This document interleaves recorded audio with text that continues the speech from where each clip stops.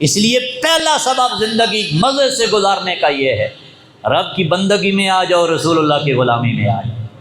جب مقصد انسان کو یہ والا سمجھ آ جاتا ہے نا، پھر پریشانیاں زمانے کی ختم ہو جاتی ہیں، پھر کوئی دنیا کی چاہت نہیں رہتی، کوئی کسی چیز کی تمنا نہیں رہتی۔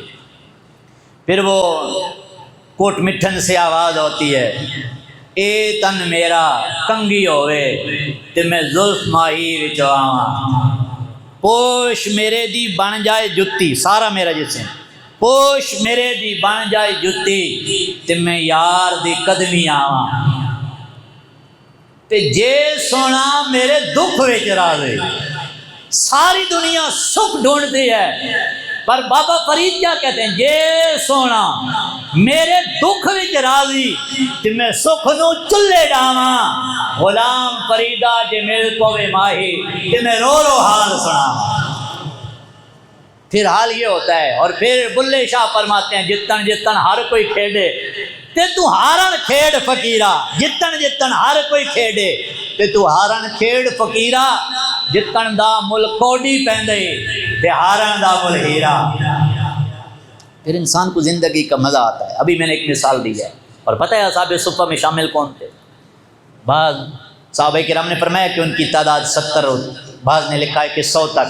اچھا، ان میں سے چند نام ہماری زندگیوں کے سامنے تو دنیا کی پتہ نہیں کیا سے کیا محبتیں، اور انہی کے لیے بے آرام ہو گئے۔ میں نے واسط علی واسط کی بتا، اور بندہ ساری زندگی دولت جوڑتا رہتا ہے، نہ کھاتا ہے نہ پہنتا ہے، اچھا ہر وقت پریشان ہے دولت کی دنیا کے پیچھے، اور اس خواہش میں ہے کہ جب بہت سارا اکٹھا کر لوں گا تو پھر آرام سے بیٹھ کے کھاؤں گا۔ پر دیکھا یہ جاتا ہے کہ آرام آتا ہی کوئی نہیں اور چلا جاتا ہے، آرام آتا ہی کوئی نہیں۔ حضور کی ایک حدیث مبارکہ ہے، میرے آقا فرماتے ہیں اگر کسی کو دنیا میں نہ سونے کی ایک وادی مل گئی تو وہ خواہش کرے گا تو ایک دو ہوتی، جس سے 2 وادیاں مل جائیں گی وہ خواہش کرے گا کاش 3 سونے کی وادیاں ہوتی۔ اور میرے آقا فرماتے ہیں یہ تمنا کرتا رہتا ہے، دنیا سے چلا جاتا ہے اور اس کی خواہش پوری کوئی نہیں ہوتی۔ اس لیے یہ ذہن میں رکھیں، ہر بندہ پریشان ہے اور پوچھتا ہے مولانا کیا کیا جائے۔ میں راز بتا رہا ہوں، مولانا روم فرماتے ہیں زندگی کا مزہ کسے آتا ہے؟ اسے آتا ہے جو دربار مصطفیٰ کا فقیر بن جاتا ہے۔ اب دیکھیں، مجھے ایک ساتھی کہہ رہے تھے کہ حضرت صاحب اس دور میں بھی بڑے بڑے لوگوں کو پریشان دیکھا ہے، پر علماء کو جب بھی دیکھو تو وہ خوش نظر آتے ہیں۔ میں نے کہا یہی تو اصل راز ہے، یہی وہ کرم ہے، وہ تھوڑی پہ راضی ہیں اور خوش ہیں۔ حضور فرماتے ہیں ابن آدم نہ 2 چیزوں کی طلب نہیں کرتا اور اس سے بھاگتا ہے، ایک موت سے، وہ کہتے ہیں کبھی موت نہ آئے، پر حضور فرماتے ہیں موت فتنوں سے زیادہ بہتر ہے۔ فتنے اگر بندے کے ایمان برباد کر دیں، قبر بھی برباد، آخرت کی بھی برباد۔ حضور فرماتے ہیں کاش وہ موت کی تیاری میں رہے اور موت کو پسند کریں تو یہ اس جینے سے بہتر ہے کہ اس کا ایمان برباد ہو جائے۔ اور دوسرا میرے آقا فرماتے ہیں ہر بندہ یہ نہیں چاہتا کہ اس کی غریبی آئے، مشکل حالات آئیں، لیکن میرے آقا فرماتے ہیں اسے پتہ نہیں ہے مال جتنا تھوڑا ہوگا اسے حساب ہی رب کے دربار میں تھوڑا دینا پڑے گا۔ اس لیے یہ اس زندگی کا مزہ لے کے دیکھیں تو علماء اس لیے خوش ہے۔ بلکہ پچھلے دنوں ایک پوسٹ چل رہی تھی، ایک ساتھی کہتے ہیں ساری زندگی علماء لوگوں کو قربانی کے مسئلے بتاتے رہتے ہیں اور خود اتنی ہمت نہیں ہوتی کہ زندگی میں قربانی بھی کر سکے۔ اکثریت ایسی ہے، اللہ ماشاء اللہ، لیکن کوئی پریشانی نہیں ہے، کوئی ٹینشن نہیں ہے، بڑے مزے کے ساتھ زندگی گزار رہے ہیں۔ آج بھی میں اپنے استاد مکرم کا وہ بیان سن رہا تھا، آپ فرماتے ہیں کہ بیٹا جب بھی کسی مسجد میں مدرسے میں جب بیٹھ جاؤ نا تو اس فیلڈ کا انتخاب تم نے اپنی مرضی سے کیا ہے، تو پھر گلہ شکوہ نہ کرنا کہ تنخواہ کم ہے، پھر یہ سمجھ کے بیٹھ جانا کہ ہم رب کے لیے بیٹھ گئے ہیں، تو میرا رب تمہیں اپنے ان خزانوں سے کرم عطا فرمائے گا جس سے تمہاری سوچ بھی نہیں ہوگی۔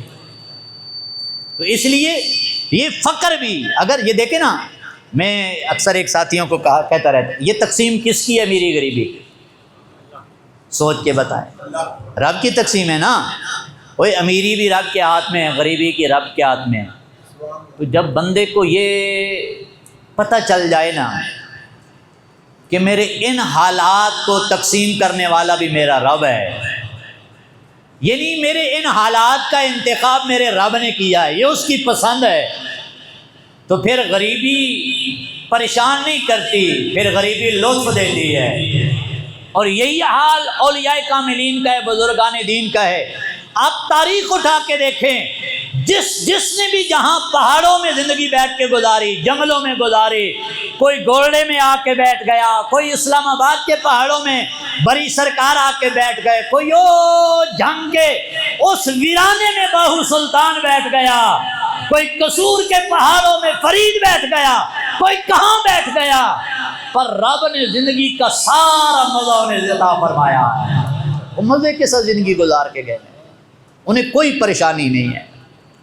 اس لیے پہلا، اور پھر جو بندہ اس کیفیت میں آ جاتا ہے نا، تو پھر وہ کہتے ہیں یہ جان ہے عشق مصطفیٰ، یہ جان ہے عشق مصطفیٰ، روز فضوں کرے خدا، اور جس کو ہو درد کا مزہ وہ ناز دوا اٹھائے گا۔ جسے یہ لطف آ جاتا ہے نا، اب میں عرض کر رہا تھا ان اصحاب صفہ میں بیٹھنے والے کون تھے؟ ان میں حضرت صہیب رومی تھے، ان میں حضرت بلال تھے، ان میں حضرت ابو ہریرہ تھے، ان میں حضرت عمار بن یاسر تھے۔ اوے مجھے بتاؤ، ساری کائنات کی زندگیاں ایک طرف رکھ لو، حضرت بلال جیسا بھی کسی کو مزہ آتا ہوگا زندگی کا؟ مزہ پایا ہے ان لوگوں نے زندگی کا، حالانکہ زندگیوں میں کچھ بھی ظاہری طور پر اسباب دنیا کے کوئی نہیں تھے، لیکن زندگی مزے سے جی کے گئے۔